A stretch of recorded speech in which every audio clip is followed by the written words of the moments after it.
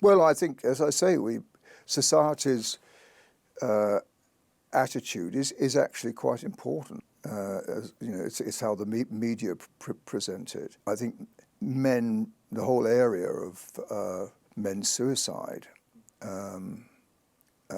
is greater than females.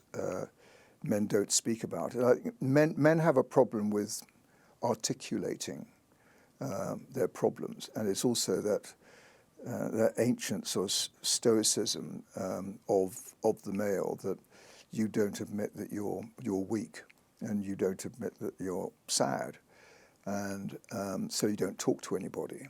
I mean, rural suicide is quite high amongst all the rural community, farming community, because there's a lot of loneliness. But the whole, coming back to the breakdown of families, it's the male that leaves, all right, and is often excluded by the courts. So who do you see in the streets on the homeless? I mean, it's far more prevalent to be males, and I think society just accepts that, and we haven't heard the countervailing argument of the needs of the male, which are relational, and to understand, if you like, the different qualities of male and females. They aren't all the same. I mean, females have a far more relational awareness than males. I mean, males are sort of straightforward, it's a job to do, and to be able to articulate one's feelings is more difficult, I think, for a male. So I think we have a very big problem in Western society as a whole, but particularly in Britain, because we seem to be the sort of leader in the sort of individualism, I mean, which has been encouraged by both governments. The last 30, 40 years, I mean, really since the 60s, actually. And you've had criminality going up since the 60s. There was what I've talked about is the U-curve of deviance, which was in a book talking about how in the 1850s to 1900s there is data that showed that criminality decreased. All right, there was quite a significant decrease in criminality.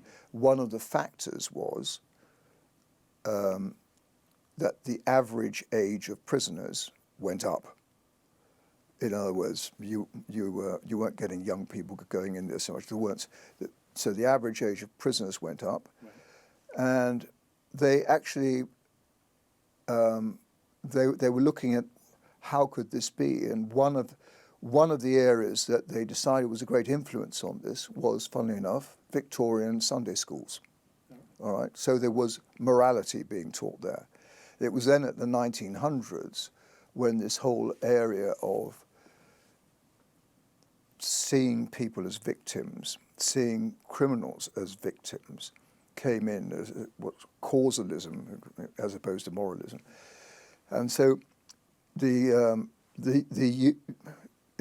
criminality went down. Then it flattened out for the first half of the 20th century, both world wars, and it was in the late 50s, 60s, rock and roll, sex, etc., where it went like that. And that's coming back to your earlier question. It is also the one of the reasons for the rise in the prisons being fuller, because you've just got this lack of moral guidance, lack of knowing what's right and wrong, very much looking after oneself, and the actual U-curve, it went like that, and it's still going like that. So you have got criminality abounding.